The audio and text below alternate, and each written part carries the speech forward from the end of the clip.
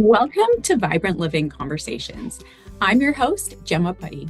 As a life coach to midlife mamas and women, I'm excited to bring these conversations from North Idaho and across this region to support you on your journey to vibrant living, glowing from the inside out, fully living in your own true to you power. For this interview, I am talking with Lauren Cuvala, certified Ayurvedic Health Advisor and a certified energy medicine yoga teacher. Lauren teaches in person and online workshops and offers yoga and guided hiking memberships. She has a passion for connecting people to nature. I'm thrilled to have her here today to learn more about specifically Ayurveda, but also her passions as an avenue to vibrant living. So thank you for joining me, Lauren. Thank you so much for having me. I'm really happy and excited to be here having this conversation with you. So let's dive in. I know you have lots of passions: Ayurveda, nature, hiking, yoga, energy work. The Ayurvedic piece is fascinating to me because you don't hear about that a lot up here. So I'd like to start with just your elevator pitch of what is Ayurveda, and then also on playing onto that, your approach to finding joy, which I know will play into your own personal story to where you are today. Yeah. So Ayurveda, if you break down the word, it's a Sanskrit word. So we have the Ayu and Veda. Veda means truth and Ayu means life. So essentially, it's the science of the truth of life. And my interpretation of that is the truth of life is we are a piece of nature. We as human beings are connected to nature. So this is a science that helps us tune into that connection to nature to live our life from a more natural place. Amazing. I love it. Let's learn more. So then your background and story to getting into Ayurveda and the other passions that you bring to the world in this community. Yeah. Where to start? So when I graduated college, I have a business marketing degree, and I kind of fell into this world of wholesale lumber. I wasn't quite sure when I graduated what I wanted to do, and I knew I wanted to live in Seattle. I had this interest in living in Seattle after being born and raised in Idaho. So this company that was hiring wholesale lumber brokers hired me, and I got into that world, which was a corporate world. It was a desk job. It was a very male-dominated industry, as most corporate jobs are. And I did that for 12 years with this company. And I never really enjoyed it. I was sitting at a desk. It was fun. I got to talk to people, but at the end of the day, I wasn't doing work that I was passionate about. And I was taking yoga classes at the time to help with back pain I had from my desk job. And it was, a few years into my yoga class where I had this awakening of, oh my gosh, I don't like my job. Why am I doing a job I don't like? So that was a really big moment, and I really credit yoga giving me the space to make that discovery, that this is something I didn't want to do anymore. So I kind of had a breakdown moment of like, oh my gosh, what's next? Luckily, the yoga class I was in was having kind of a next level learning about yoga, what you do before you're a yoga teacher called an immersion. So I took that program, which then led to doing a yoga teacher training, which then led to doing another yoga teacher training and eventually an energy medicine yoga teacher training. And within that transition, I left the job I didn't like. I didn't know what was coming next, but I just knew I had to do something different. So I had learned about Ayurveda a little bit in yoga, but not a lot. And during COVID, I had traveled to Hawaii for a winter break and came home and just felt really not myself. I had been struggling a little bit with depression during this period of leaving that corporate environment and kind of entering this new entrepreneurial world where I really didn't know who I was. And when people said, "What do you do?" I didn't know how to answer that question. And my self-worth was really tied back into this job that was easy to explain what I did, this corporate job. And now I have a job that's like, how do you explain it?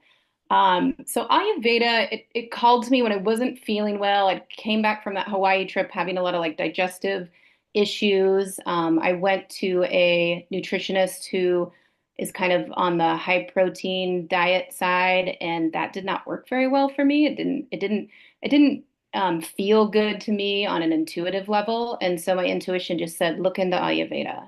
And so I did. I had a friend that was practicing and trained in it. And I had a consultation with her and then found a program that was about helping with digestive issues. And it just kind of broke me open. I was like, this is what I've been missing. This is what I needed. It helped me move from that more depressed state into just such a more vibrant and place where I felt like myself. So because it was so powerful for me, I felt very called to study it so I could share the science with other people. So that's, Amazing. yeah. I love that. That's, oh my gosh, the protein piece is fascinating because Mhm. everyone I talk to feels like they need to be eating more protein and we're fed this. There's Yeah. always something, right? Like you shouldn't be Yeah. eating fat or you shouldn't be eating dairy. We've been through the phases. Yeah. Now it feels in my world, it's like protein, protein, protein, protein, but playing on that piece where maybe protein isn't just the one answer. Um, will you,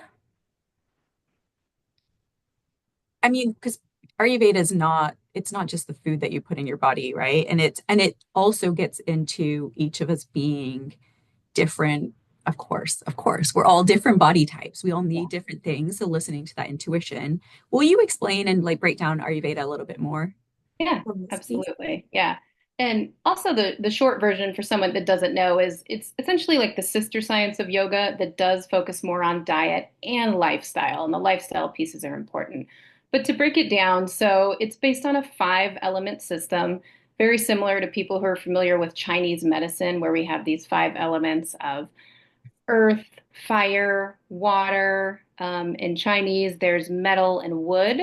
Now, in Ayurveda, there's five elements, but they're a little different. Instead of the metal, there's air.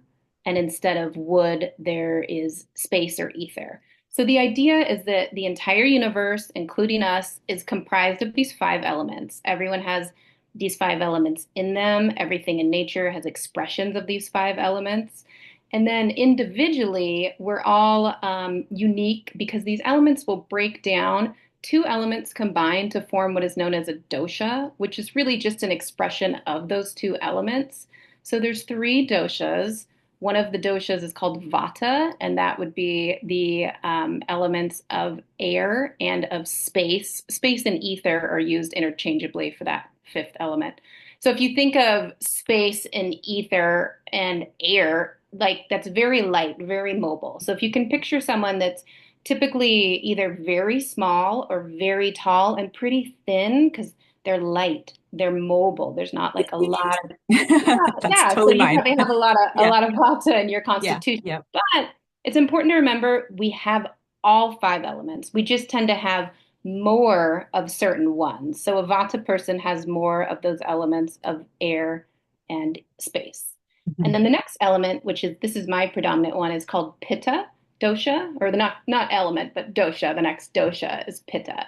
And pitta is comprised of mostly the fire element with a little bit of water. And so it's kind of an interesting one because if you think about it, fire and water, they don't really mix well. So Pitta people tend to be very like medium build, tend to have pretty decent muscle base, and they can be a little fiery in nature, meaning like me, some traits I have, I'm very determined, I'm very focused. Those are Pitta type traits. And then the last dosha is called Kapha dosha. Sometimes it's pronounced Kapha, but it's actually Kapha.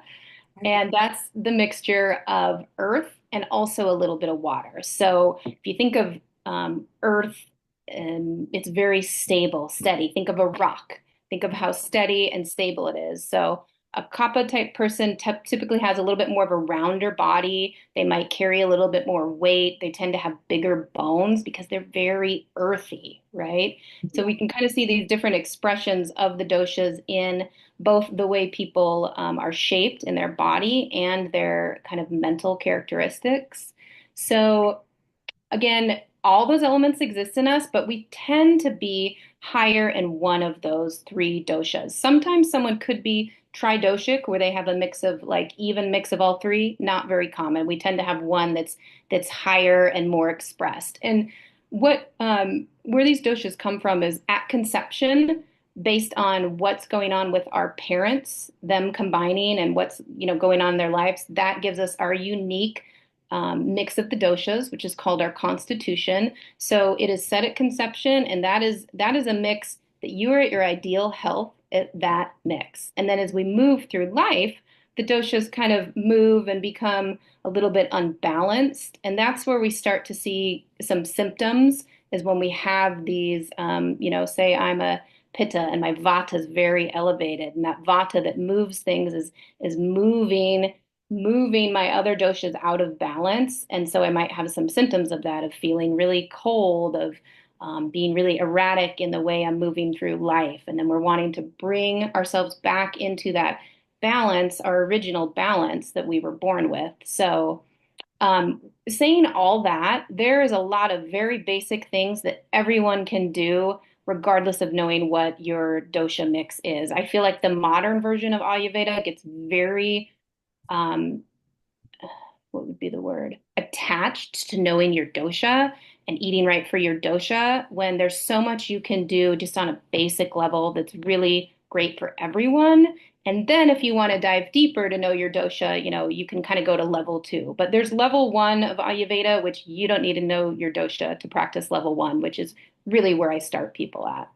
I love that. Night. Well, and there's so many options and food plans, and whether they're overcomplicating things and like stressing you out into like, oh, I need to know all of the information, and or the opposite, blanketing us into everybody needs more protein now. It's like Yes. everybody, like, let's look around the world. Like, I love being in airports where you can see that everybody looks very different, and you can see the different body types and the different in that ways. It's like doshas, or whether it's human design or whatever, all of the personalities, body types, ways, cultures behind that, where you were raised, plays into you as a very unique human being with different needs. And this is an avenue for supporting your body type.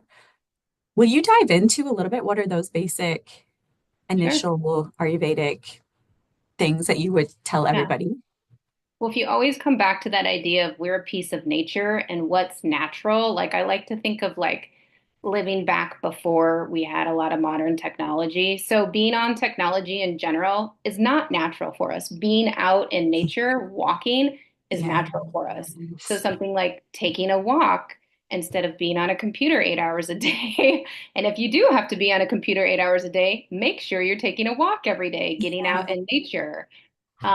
Technology itself is very, this may sound funny, but it's drying to the body. We need more moisture in our bodies. And yeah, technology is very drying, which is very irritating to Vata, who already runs a little bit dry because they're mostly those elements of not water, air, and ether. They're already dry. So other things you can do is to sit down when you eat and be really present with your food. Back in the day, we weren't watching TV when we ate. We weren't reading books. We weren't running around. We sat down. You sit down at a table and you eat. You give your full attention to your food.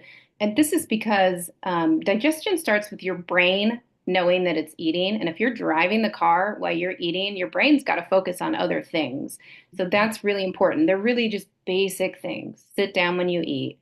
Eat 3 meals a day at set times every day, ideally on a normal schedule, breakfast by 8, set between 7 and 8, lunch between noon and 1, and dinner, the earlier the better, between 5 and 7. Those dosha times also correlate with the day. So in the middle of the day at lunchtime, our digestive fire is the strongest. So that's why it's would be more important to eat like your bigger meal for lunch. If you're eating meat, to eat it at lunch because your digestive fire is stronger. So that means you're going to be able to digest something that's harder to digest, like meat, better at lunch. It's not ideal to eat meat at breakfast because our digestive fire is very low in the morning. We've been fasting for 12 hours or more if we haven't, eaten since dinner time. So light breakfast of like oatmeal is ideal. You're wanting to wake up your digestive system. Um, When I say the word digestive system, like I like to use the analogy of fire because essentially our digestive system is processing, like, say, an apple, and is taking the nutrients from that and having to break it down, is having to transform that apple into energy and then let the waste products be separated. So if you think in the morning, like think of a fire that is just down to coals, you don't want to throw a big piece of wood on the fire in the morning. So smaller breakfast, bigger meal at lunch, and then, dinner could be similar, but maybe not really meat heavy. If you're going to eat meat, you want it to be like not more than 20% of your plate, more cooked vegetables, cooked grains like rice and quinoa. Um, yeah, those are a few things that come to mind. Oh, one more really important thing. If you take nothing else away from this, chew your food really, really, really well, like 20 to 30 times per bite. Again, that idea that we're having to transform that food. If you're swallowing these big chunks, it's harder on your system to break it down. So we really want to chew our food. It helps the saliva mix with our food, which is very important to the digestive process, saliva mixing with your food. Interesting. Okay. Awesome. Love that. And it's funny to say it because it's so counter to the way that our society lives, right? It's go, go, go, eat as you're multitasking, eat more protein. That's what I was going to ask you. I don't know that there's a set Ayurvedic perspective on protein, but Mhm. what would you say in your experience? Like, they're not pushing protein in my knowledge of Ayurveda, right? Like, Right. they're pushing, not pushing, but it's more about balanced, plant-based Mhm. digestion. Is that right? Yeah, so a true Ayurvedic diet would be vegetarian. You do not need to be a vegetarian to practice Ayurveda. I am not. I still eat meat. Their forms of protein, if you were doing the vegetarian diet, would be more beans, legumes, beans, lentils, perhaps maybe like some tofu. And actually, you get protein too from your vegetables, like eating, a lot of high quality vegetables too have protein. Dairy, there, it's a pro-dairy diet, but whole fresh dairy as much as possible, like getting dairy right from the like local cows would be Yeah. ideal. So the premise is you want as fresh a food as possible, organic, ideally grown locally. Because if you think of, let's say, you and I were growing carrots in our backyard, and we are pulling out the carrot from the ground. When we pull that carrot from the ground, it has the most what we call prana or life force energy or ability for us to get nutrients from the food. The more local it is, the fastest it's come from the ground. Now, if we're eating carrots that were shipped from, I don't know where, let's say somewhere far away, the carrots got shipped from and they're, how many days old, they have less prana, less life force energy, which means we can get less nutrients from the food. So we're always wanting to eat as fresh, as local as possible, not frozen entrees. There's really no prana left in frozen entree convenience food. We need to cook our food from the whole form. So it's really about, kind of similar to like a Whole30 diet, as much whole, real, fresh food, local if possible, organic as possible. Eat as much of that as you can because you're going to be able to get more nutrients from your food the fresher it is and the more local it is. I love that. I keep thinking, like, as the journey evolves, like that we living as an energetic being. We're all energetic beings. Like you said, nature is full of life force energy, is full of this energy that is connected to Mother Earth, that is reaching for the sky. Like alive, like vibrant, like energizing. You can feel it as you go out into nature, as opposed to, like you were saying, technology being drying. Like the energy radiating from my computer as I'm like, is not, is so opposite to that being outside. And then it plays into how you're saying we eat, right? Like it's been in the freezer, it's been processed, it's coming from Timbuktu, it's been in an airplane, it's been sprayed with God knows what.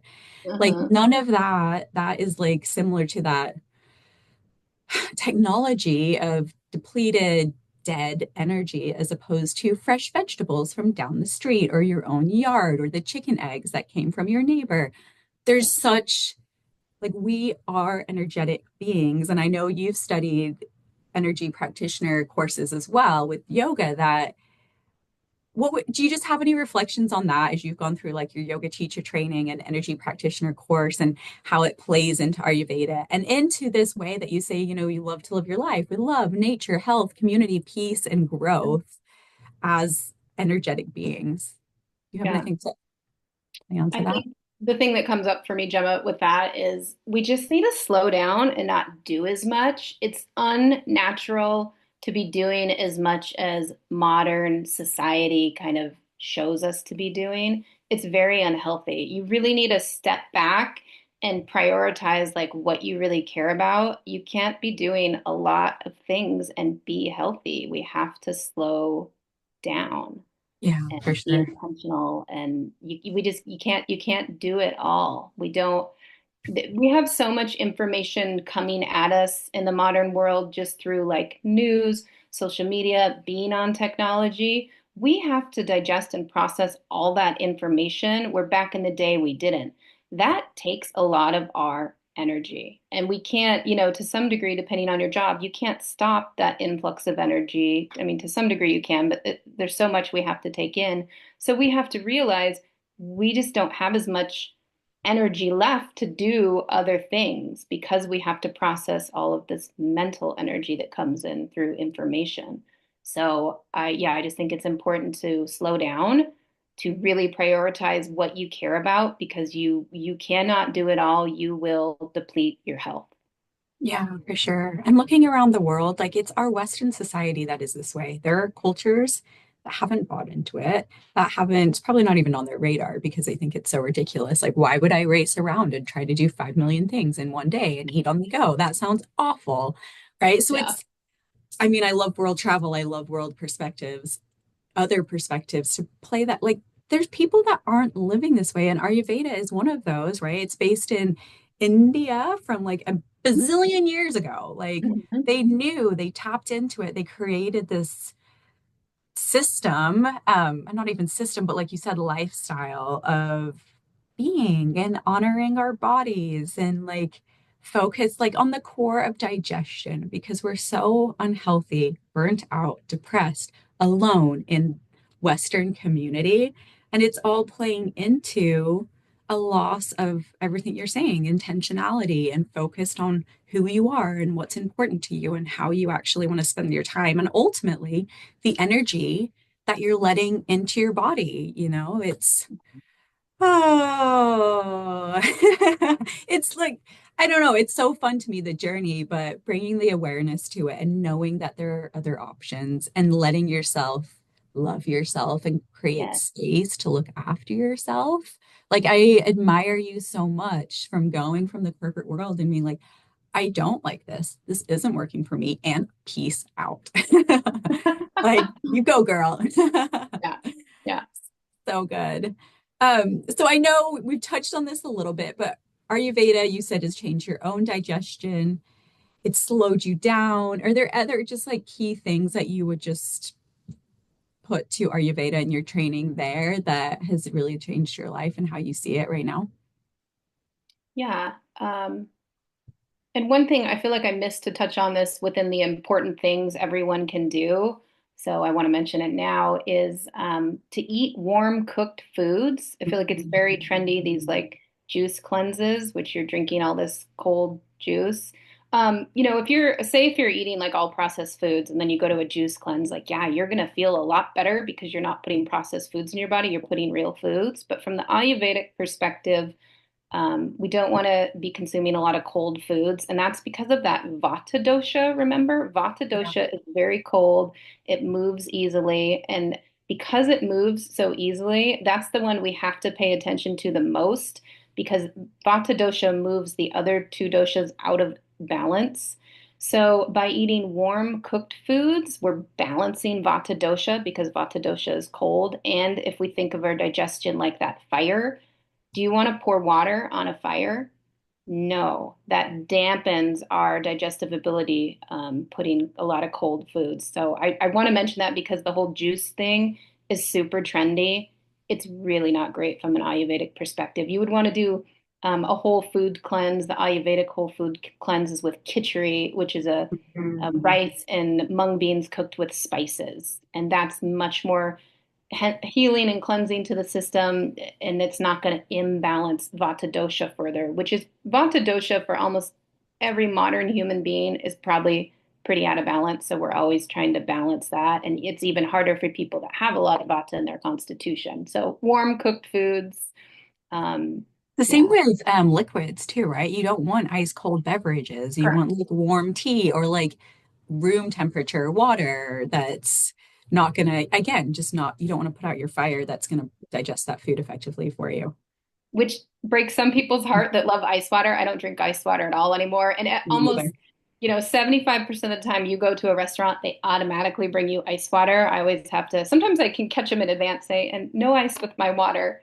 Or Yeah. I'll just have to say, could you bring me water without ice? And they have to bring it back. But it's fine, but because Yeah. it really makes a difference. So, Well, and it's but in this country too, though, right? It's like if you go to other countries, it's not necessarily the iced cold is like such an American thing, in my opinion, in my experience, I should say. yeah. I'm not sure if I answered that question. I'm just trying to remember what your question was, but it felt really important to me to remind people to eat warm cooked foods more often. Yeah, just how, like, since, and maybe not just Ayurveda, but your energy medicine yoga teacher training, and like Mhm. this, since you've made the transition to really honor yourself and what's important to you, are there things that you've just incorporated into your daily lifestyle, whether it's from Ayurveda or whatever, that you want to share? Yeah, so daily routines are really important. That's actually a big part of Ayurveda. And yeah, ever since I took yoga teacher training, I meditate daily in the morning. It doesn't have to be long. 5 minutes is great. 2 minutes is a fine place to start too. I love, sometimes people will say, I could never meditate. I'm not a good meditator. So and so is such a good meditator. I can't do that. There's two options. Either one, you're meditating, or two, you're not meditating. There is no being good at meditation. There is only doing it, sitting with yourself and having that space. And in the first thing in the morning is ideal. Having a set routine in the morning is really important. It just, if you think of, like you have young children, how important it is for children to have routines and structure. We need that as adults too. And it helps tell our body we're safe when it knows we do this at X time, we eat meals at X time, our body knows what to expect. It helps to calm down, that our central nervous system, kind of that fight or flight response that sometimes just living in the modern world puts our body into. So having these set routines. So meditation in the morning, a little bit of yoga is great. Having the set time you're going to eat your breakfast, a set time you're going to eat your lunch, the set time you're going to eat your dinner, turning all technology off about an hour and a half to 2 hours before bed. So you can really honor that time to be quiet, to be slow, to prepare for bed, maybe taking a warm bath, reading a book, a little gentle yoga, just really having these set routines that help calm your body down, let it know it's safe, right? Really, really, really important. And I have incorporated that into my daily life for sure. Well, and routine too. Routine has never been my jam. I'm like, I'll do what I want when I want to do it. But since having kids and life is getting more full and rich than ever before, it's like having the routine so it takes the decision point away. Like there's no decision whether I'm going to meditate or do yoga today. It happens at either this time or this time. And it helps you add those pieces that you're talking about into our lives. Like we all have full and rich lives in Western society for the most part, right? There's always something else we could be doing, but just making the daily routine that you're like, it's not a decision point, it's happening, right? It's like brushing your teeth every day. It just makes Mhm. it and allows yourself to be in that, yes, just more, gives you opportunities to calm down and reconnect to your body. It's just so beautiful. Yeah. I love it. Um, Are there other things? I know hiking is very important to you, being in nature. So that, or other things that just kind of help you. I know your thing is to just be in joy and finding joy in life in all senses. Is there anything else you want to add there about what hiking does for you or the programs that you're moving towards now? Because I know you've held Ayurvedic workshops in the past and you're maybe moving more into hiking and your membership. Do you want to touch on, yeah, where your passions are leading you? Thank you. Yeah, so for me, I grew up in a very rural setting. I spent a lot of time outside in nature, and without knowing it, it was just a very healing place for me. It was just somewhere where I felt so good and so free and could find that joy, out in nature. So it's really in my blood to go out in nature and just immediately feel better when the sun's out, when there's fresh air, when I can hear the birds, because I'm just connecting to that piece of me that is a piece of nature, right? I have all those five elements in me, just like out in nature, we see all the five elements. So yeah, I think, on some level, people, we all know that. Like, don't we all mostly feel better when we go outside versus, I mean, depending on the temperature around here, right? And what your constitution is. If you have a lot of vata and you run cold, you don't like to go outside when it's cold. But yeah, I think, we know on some intuitive level that we feel better when we're in nature. So making that, a priority. Yeah, I have a membership starting soon in May that's a yoga and group hiking membership program where I help take people out twice a week we do a little yoga outside and then we're going to go for a 2 mile hike so we can have that time to connect to nature and that you have the accountability that you're going to do it.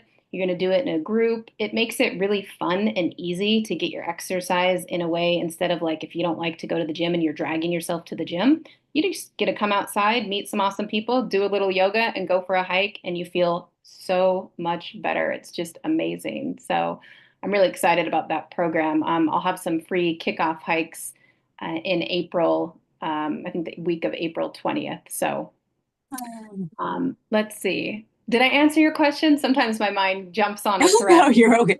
Yeah, no, you very conversation. much did. Yes. And I love that. Yeah. I being outside doing yoga, hiking, of course it's my jam as well, but I would just encourage like not encourage, but reiterate. Like I have a couple of friends that are like, I don't know how much I like being outside. I'm like, the fresh air alone, the in this world of so much going on and so much energy coming at us at any given point, like being outside in nature, giving yourself the time to breathe with yoga, being with a community of women that have the same thoughts about it is so healing. Like you don't unintentionally healing, really, right? Go out in nature and let it cleanse you, let your breath work heal what's been going on in the day or the week. So I love that you're doing this and what a gift to the community. I think on that thread of like mentioning some people that maybe don't like being outside as much, I think sometimes it's a temperature issue around here because it's not always very warm. But Yeah. you can incorporate nature, in your house, like having more plants, bringing fresh flowers home. That's connecting to nature too. Sitting by the window, looking at the birds, that's connecting to nature without maybe having to go out in some of the elements. Right. And then just another piece of advice is bundle up when you go outside and it's cold. And if you get the right, it's really important to have the back of your neck, if you have a lot of vata in you, to wear a hat and have the back of your neck covered when in winter to keep yourself warm. So I think if you just dress appropriately, like a scarf, hat, a warm enough coat, people really would enjoy their walk. But I think it just has to do with if people run cold. But remember, you can bring nature in your house too to connect with plants and flowers and fresh food. That's Yeah, throughout the day too.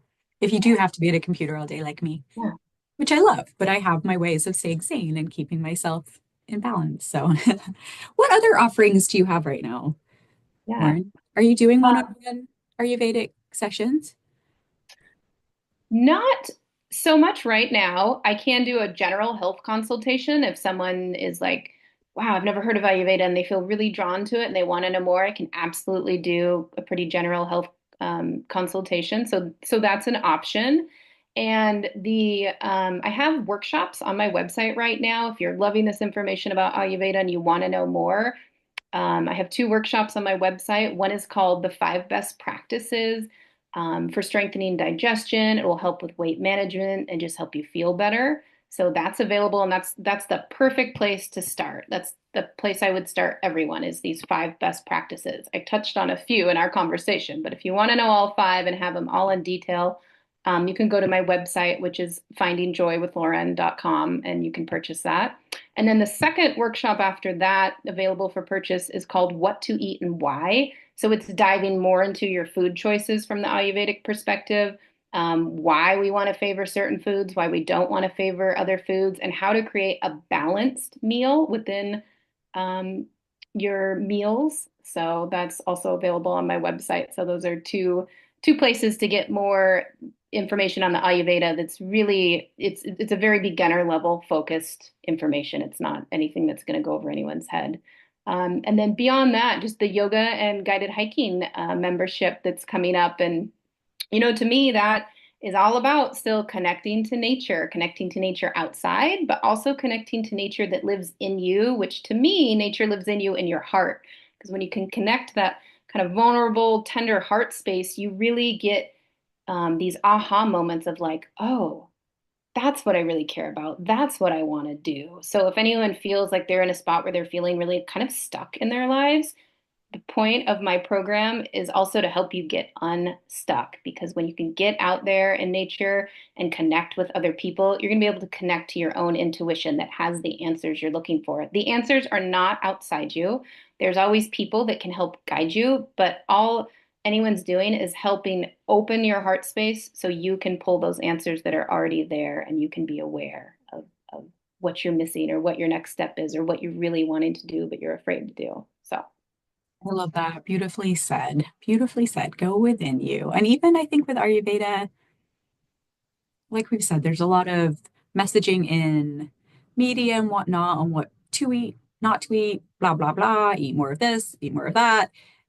Trusting that, like you did specifically, that if you're not feeling drawn to eating more protein or you're not wanting the keto diet is just making you feel gross as opposed to what it's supposed to do, just trusting that and exploring different options, Ayurveda being one of them. So, so good. So you mentioned your website. Is that the best way to reach out to you? Yeah, absolutely. If you can get to my website, basically, if you can Google Finding Joy with Lauren, that will get you to my website. That's also my social media handle for Instagram and Facebook is Finding Joy with Lauren. So if you want to connect with me there. But yeah, going through my website has my contact information. So that's the best place to contact me and to find out more about the fun programs that I offer and the workshops that are available. Awesome. So before we wrap it up, is there anything else that you want to touch on that I haven't mentioned so far? Yeah. One thing that's coming to mind within Ayurveda that I think is helpful to people is this idea of cause and effect, that when we do things, there's going to be an effect. When we eat a certain thing, there's going to be an effect. And within that, that I touched on slowing down, just really starting to pay attention to what you're eating, how you're feeling. What environment are you in? How are you feeling? How are you feeling in the moment? How are you feeling 2 hours later? Starting to really make these connections to things you're consuming, both food, people, information, and how it's making you feel is huge because I think we're just kind of going through things a little bit unconsciously. I know I was, and sometimes when you're eating a certain food that you've ate for a really long time, you think it's fine, but you're actually not paying attention that it might be causing you some digestive issues. So, and I mention this because one thing for me I've noticed is if I eat refined sugar, especially at night, it disturbs my sleep. And I never would have made that connection if I wasn't paying attention. So now that I know that, it is a lot easier for me to say no to refined sugar because I care so much about my sleep and sleeping well that I don't want to wake up in the middle of the night. But if I didn't have that connection, I would probably just be back on autopilot of like, yeah, I want dessert after dinner. It tastes so good. It gives me that dopamine high. But now that I know it affects my sleep, it's easier for me to make the choice that what's the outcome I want? I want to sleep well. Well, that means I need to not eat refined sugar, especially at night.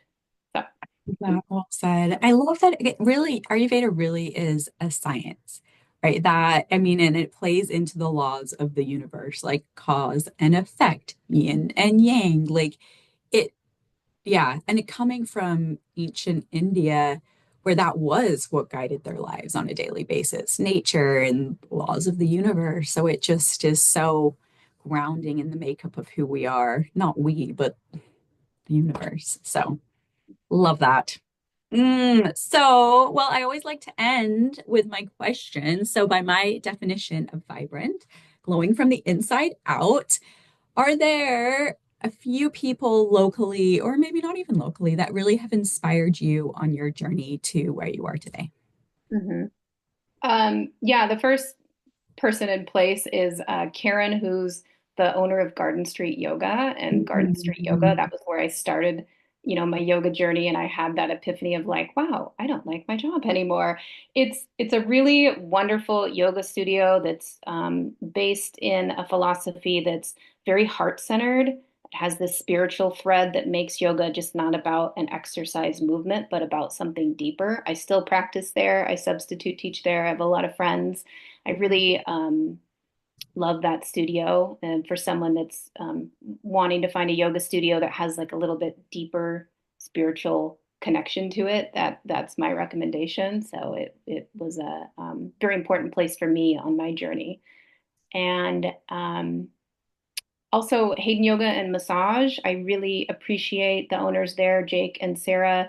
They're really focused on creating community, of being this welcoming space where other practitioners can share, their skills. But I just love that they're really about making it a community place. So Hayden Yoga and Massage is another local place I would recommend. Um, and then just recently, I've been inspired by someone who is the director of the North Idaho Pride Alliance, Sarah. She's so professional and has so much grace and courage because living in North Idaho, it's kind of scary to be the director of an organization like that is not always like super welcome. So I just really have a lot of respect for the work she's doing and trying to spread inclusivity to people that identify as queer here in North Idaho, which is it's really important to me because everyone deserves to feel safe and that their well-being is not threatened, and that's not the case for a lot of people living here in North Idaho. So I applaud her and the work she's doing with North Idaho Pride Alliance. I love that. Well said. And thank you for sharing. Awesome. Well, Lauren, it's been a joy talking to you. Thank you so much for joining me today. And yeah, I just can't wait to see where your journey continues to take you. Yeah, thank you for having me, Gemma. It was lovely to be here with you and have this conversation. I really enjoyed it. Yeah, thank you.